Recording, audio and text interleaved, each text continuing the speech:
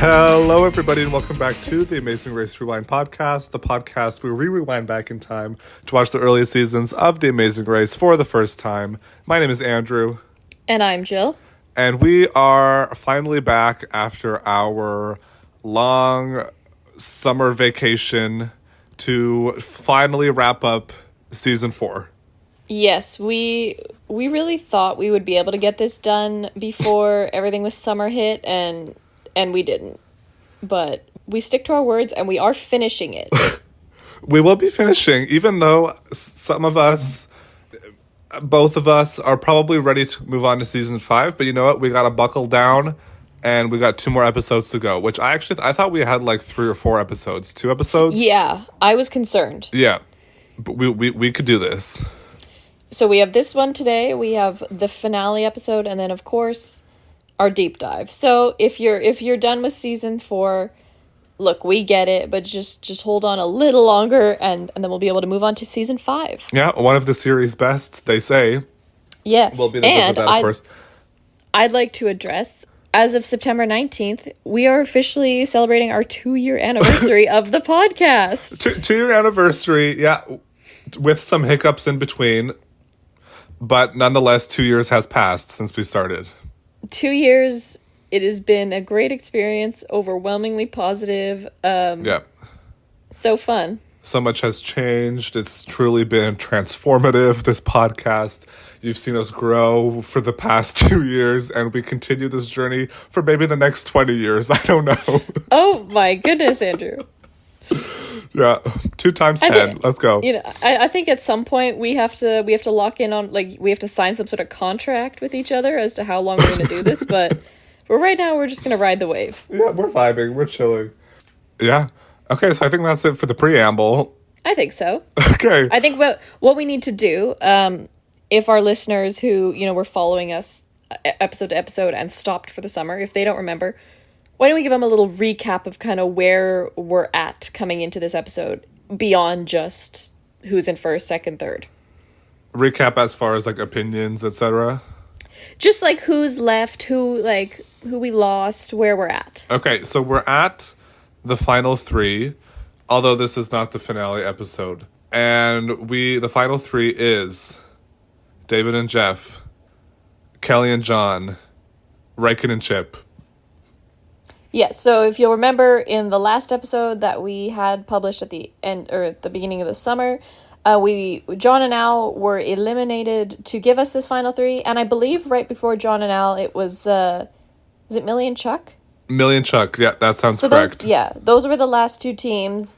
The leg that had just been completed was in Mooloolaba in Australia. So we stay in Australia for this leg, but that's right. Just to keep everyone on the same page, we were in Australia, and we said goodbye to John and Al, leaving us with our final 3.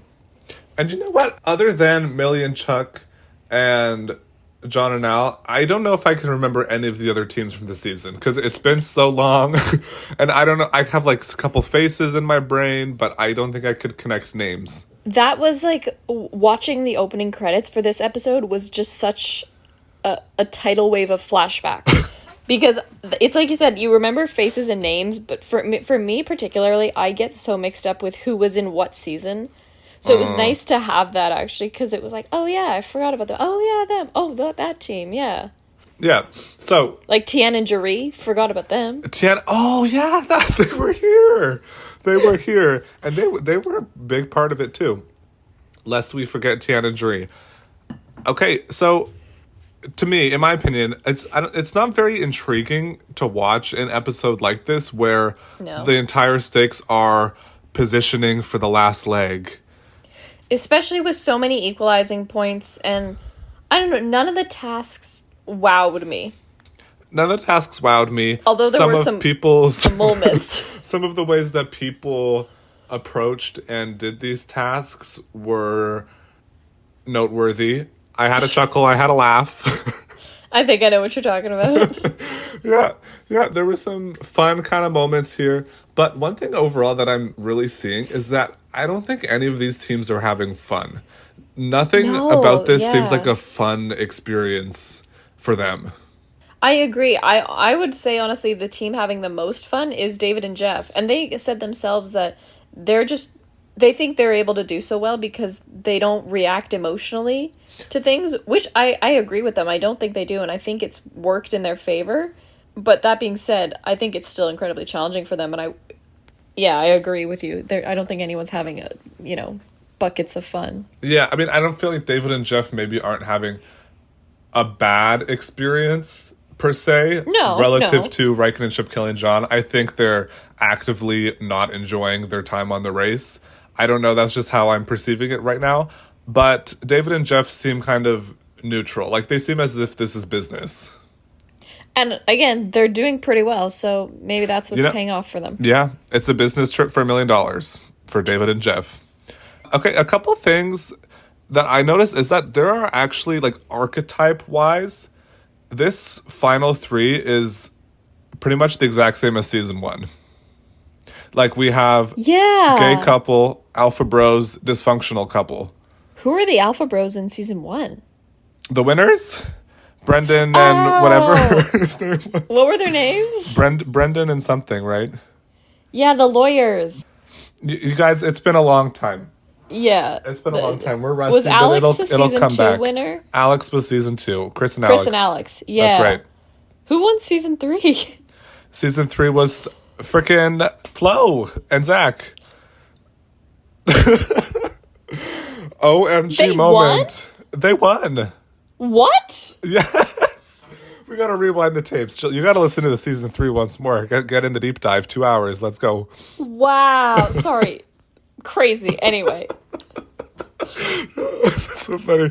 You being shocked by something we've already seen. Anyway. And in every final 3, there's been dysfunctional couple. Frank and Margarita, Tara and Will, Flo and Zach. Kelly and John. They all fit the same mold, and they're all pretty similar.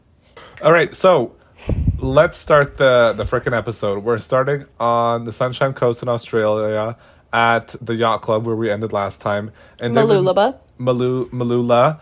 David and Malulaba. Jeff. Malulaba.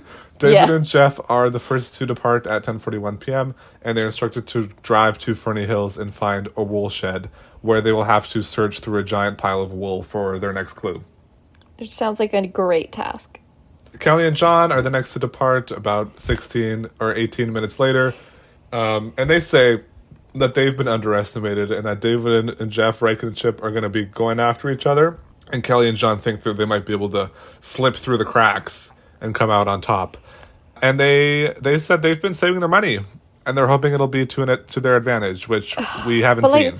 Well, yeah, when has money come into play yet? It hasn't. I'm sick of this. Moving on. Yeah, we're sick of it. Oh, and again, we have to do the age-old gag of the century of, you only get $1 this leg. Guffaw, guffaw. Ha ha ha. Yeah. Okay, they think they're just getting such a laugh with that. They really do. And I'm not laughing. Raikkonen and Chip, they're departing. They say that they have a penalty this leg from something that occurred last leg that I don't remember. It was when they were instructed to go to the pit stop, they were told to go on foot and they took a car. So they didn't serve the penalty this leg, but from the previous leg when they arrived to the pit stop, they had to wait 30 minutes. So that's why they were third instead of second. Right. But because John and Al were on a later plane, they were so far behind that it didn't affect Raikkonen and Chip. Right. Okay, so everybody goes to the wool shed. Kelly and John get lost, whatever. To find that hours of operation are 6 a.m. So we're equalized and everybody's going to have to sit tight for 4 hours or so. And this, as Raikkonen and Chip pull up, or as I think it's once the gates are open, or right before the gates are going to open, Kelly and John just have this need to pick on someone. So Raikkonen and Chip get out of the car and she's like, "Good morning, Chipper. Are we feeling chipper today?" Yeah, and then John's going on about "Oh, I'm Chip and I'm from Connecticut and I grew up on a farm, so I know what I'm doing with sheep and I own many wool sweaters." And meanwhile, Raikkonen and Chip are just unfazed. They don't care. They really not listening. could care less. Yeah. So they're just kind of awkwardly standing there while Kelly and John are trying to like get something out of them. Which it's just so silly. Yeah. So the woolshed opens at 6 a.m. and teams bustle in there, disrupting like kangaroos and other Australian fauna. Little wallabies. Yeah, they're just like running all over the place because this isn't a part of their morning routine, I'm sure. No, 6 Americans sprinting through. Yeah. Pandemonium. Kelly and John. So teams are searching through the wool. Kelly and John get the clue first, and they're told to drive to the Brisbane airport and then go to Cairns, Which is also in Australia. So we're all staying in Australia. Yeah. Although when they said Cairns, I thought that I got confused with Cairo, Egypt. And I was like, okay, we're going to Egypt. I was like, why aren't they making a big deal out of this? To be fair, they're going to Egypt. When they said, because when Phil said it, he said Cannes. And I thought, Cannes in France? That's what I thought. And then when I saw it written on the screen, I was like, okay, that seems kind of like a Scottish English word. And I looked it up and I was like, oh, it is in fact in Australia. Yeah, so you thought we were going to Europe. I thought we were going to Africa. Meanwhile, we were staying in the same country. But nevertheless, it's, it's still exciting. What is Cairns known for? Yeah, I don't know. Cairns, considered considered the gateway to Australia's Great Barrier Reef. It's a city in tropical far north Queensland. Like very blue crystal waters, like almost looks like Hawaii. So it's like kind of East Coast? It looks like very tropical, very nice. So basically they went all the way from the south of Australia all the way up to the north. Yep. So everybody gets their clues from the wool task, which is like a little bit tricky, I suppose, but I don't think it takes anybody more than 5 minutes. No. And people get to the airport and everybody's on the same flight. The QA flight, as one of David or Jeff says, it's Qantas. But he goes, what's that flight? The 748, the QA, and then the other one goes, Qantas, man, Qantas. All right, so they're on the QA, and they eventually make it out of that flight out of the airport, and they're driving, and the music makes it so much more dramatic than it really is. I noticed that during the driving scene. This leg, the music was on another level. It was on another level. It's like maybe because they didn't have that much material for the first half. It's like, why don't we just really dramatize the music? Dramatize? Same diff. You said pandemonium earlier. I'm allowed to correct you. Okay.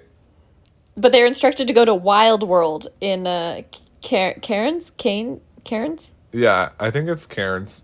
Cairns, which is like, what would you call it? Like a sanctuary? Yeah, it's like a crocodile sanctuary, Steve Irwin sort of deal. And when they get there... Lo and behold!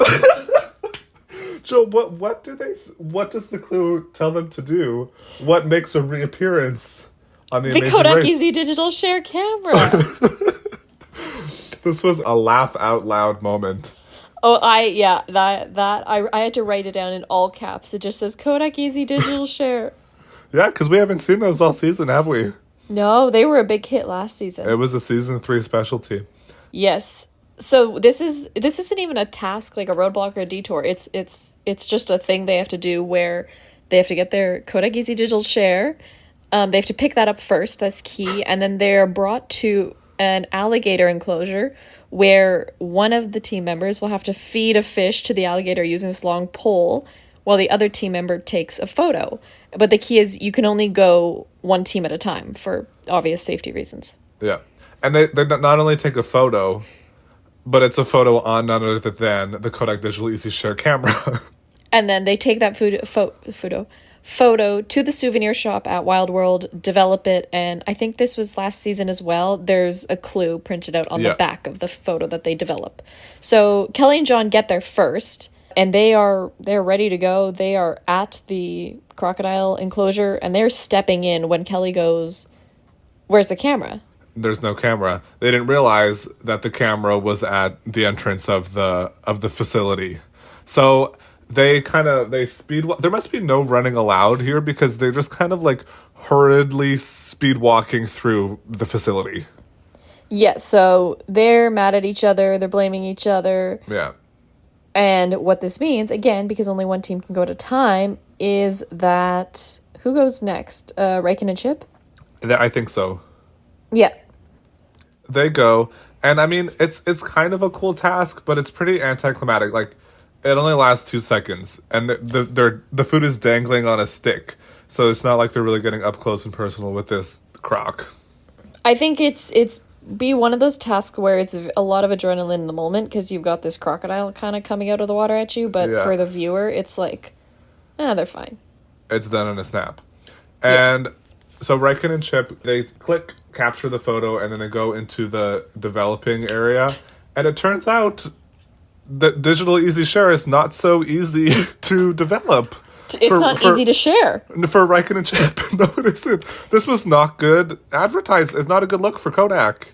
No, so they really struggle to figure out how to transfer. To be fair, I didn't even understand the setting they had those cameras on, but basically they can't figure out how to print the photo. And David and Jeff come running in there after they print the photo, great, they're off.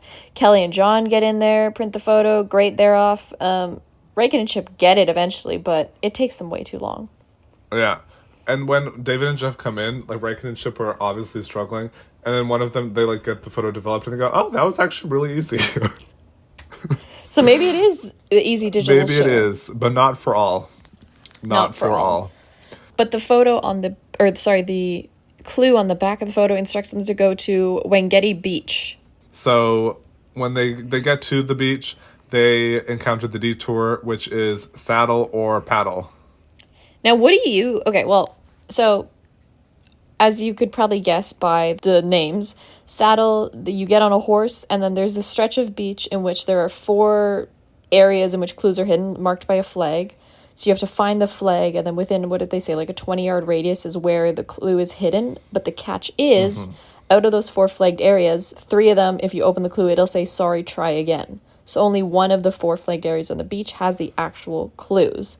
Yeah. The other option, which surprisingly no one picked, was paddle, which you inflate your own canoe, you paddle out into the water to where like there's a buoy, grab a clue, paddle back. Yeah, I was aghast that nobody chose the paddle option. I mean, okay, here's the thing. I get it because I love horses. I would want to do that one, I think. That was what I was going to ask you, is because my bias towards horses would make me want to do that one. But I don't know. Yeah, that's fair. And I think a lot of people also were like, oh, we like horses, let's do the horse one. But I don't know if it's faster. I don't know if it's faster. It's like, it does liking horses trump the faster task? I was like, no, I would just go for the faster task. But we don't know if it was faster. Maybe they saw the buoy in the distance and were like, that's 3 kilometers too far, away. We're never going to get that. That's true, because no one does that task, so we never actually see really how far out the buoy is. I don't know. I can understand why you would pick horses, but I don't understand. We just never saw the other tasks, so I don't know. It seems like it would be faster, though. Yeah, from the description, I said immediately, we're doing the kayak. Yes, but we should add that on the way to this Wangedi Beach, so David and Jeff get there first, they're on the horses, and Kelly and John, they're all cocky and confident leaving these tasks, but they get totally turned around. Totally turned around. Well, so apparently John doesn't follow Kelly's directions. Kelly says, quote, I told him to go left, and he says, nope. So they end up, David and Jeff are at the beach on horses, Reagan and Chip show up, they're all on horses, they're finding flags. Kelly and John, they reach, construction or something, or, a traffic control guy, and only then, that's when they're like, okay, we should turn around. This is obviously not where the beach is. And Kelly's like, you don't listen to me. You never listen to me. Yeah. And then she says in confessional, she says, I love John, but we're going to fight at least once a day. But we'll get over it. So they're the last to arrive. Everybody else does saddle and riding the horse. And there are some cool, aerial shots of them galloping on their horses on the beach. Well, not galloping. Nobody galloped, but okay, yeah. Whatever. They were trotting. But I have to say, specifically David and Jeff's posture while on the horses killed me. It was so bad. It was so bad. I think I would be so tense and stiff. I think they would be me. But what you don't understand is the horse can feel that then, and then they're on edge. They're like, why? What are you worried about? What's wrong? Yeah, I don't know what to tell you. I guess I would have to try to relax. So David and Jeff, they find the correct clue first, and they're told to drive to the town of Gelatin and look off for Road Rush, which is an adventure sports company, for the next route marker. Yes. Well, yeah. What did they just say? It says look for an off-road rush. Which I didn't realize it was. They explain it. I don't know if they explained it in the clue. I just thought it was like, oh, you're looking for something like thrilling on the side of the road. I didn't realize they meant it literally. Oh, well, no, I just thought that they said Road Rush was the name of the company. They said that to us, but I was like, Oh. did they tell them in the clue, or did they leave it up to... Because if it was me, I would not be. Anyway. Like, what's a Road Rush? Yeah. Exactly. So David and Jeff, they find the clue first on horseback. They dismount, they're off. Raken and Chip find it pretty soon after, kind of right as Kelly and John are getting started on the horses. But when Raken and Chip are leaving, Chip runs over Raken's foot in the car. Yeah. Shola and Dwayne moment. Very much so. So I guess Chip was trying to change gears, or like, I forget what Reagan said, like something, but he was trying to shift gears and something wasn't in the right place, and so the car moved forward. And crunch. That's unfortunate on this leg, I have to say. Yeah. Okay. So everybody finishes that task, no problem, and then we're going up to the roadblock. Prompt is, who's up for a wild ride? Now, who would be doing this between you or me? Because I honestly don't have a preference. I don't have a preference either, but I was thinking, I've seen you perform a U-turn with an extreme amount of haste, and I think like the way... And control. But I think the way that you drive would translate well to these buggies. Are you saying I'm built for the dune buggies? You might be. Maybe it's in my calling. Because, here's the thing, too. So, if you can't tell, the task is to basically get in this, like, dune buggy thing with an instructor who's going to guide you through a course. And, I mean, it's, like, a pretty decent off-road course. Like, there's hills, and you're hit air, and there's water, and it's swampy. Yeah. And whoever from David and Jeff goes first and makes it look pretty easy, dare I say. Like, flies through it, is going at pretty high speeds, like I said, catching air off the hills. And I thought, this will be no problem. This looks so easy. Yeah, I thought the same. I was like, this is boring. Like, all the teams are just going to move through this. There's no challenge towards this. There's not going to be any issues. It's just you get there, you complete it, and then you go in the same order that you came in. Exactly. But as David and Jeff finish up, Raken and Chip arrive, and Raken's not going to do it because his foot's been run over, but Chip gets in the car, and all of a sudden this task it looks surprisingly difficult. Yeah, so he gets in there and he's immediately just wreaking havoc on the course. He's going running into the road. boundary, going off road, running over the tires, and this culminates in him taking down the boundary and driving like directly into the bush. It's quite funny. And it makes me genuinely wonder how easy it would be to, like, easy or hard it would be to drive those things. Because, like I said, whoever from David and Jeff, I love that we still can't tell them apart, just gets in there and it's, like, no problem. It's as if driving, like, a basic driver's test makes it look flawlessly easy. And again, you have an instructor in the car with you, but still, Chip does not... He completes it, but it's not as easy and seamless as it looked with David and Jeff. Yeah, I don't know if there was much instruction going on. It seems like they're more instructing them where to go, but you would think if there was a mechanical issue with the car. Yeah, true. Okay, so his car crashes and he can't drive it anymore. So he just gets one delivered and he's able to just continue on the track. But that's the thing too, is it's not like you have to complete the track in a certain amount of time or complete it while staying on the road. You just have to get through it. So he takes the second car and gets through the track, and they're like, good enough, here's your clue. Well, yeah, I thought there should have been more punishment for him crashing the car and royally failing at the task. Yeah, but no, they just want you to get through it once in any way possible. Yeah, they said, you crashed this car, no problem, we got another one for you. And you can finish this one.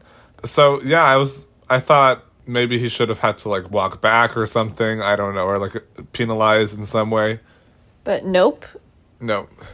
And just when you think that could be the worst of it, Chip and Ray can finish, and here comes Kelly and John. It's Kelly's turn to do the roadblock. She says, "Okay, I'm going to do it." But John sees what it is. He can't contain himself with excitement. He's excited. He's excited. So John decides he's going to take a crack at this roadblock. First off, he false starts. He's not able to get the car going.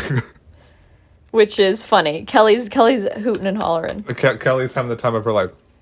So John, he gets going, and he's just joyously ripping this buggy around. And he's moving through the course with speed that you've never seen in your life. And he's taking a corner. And then...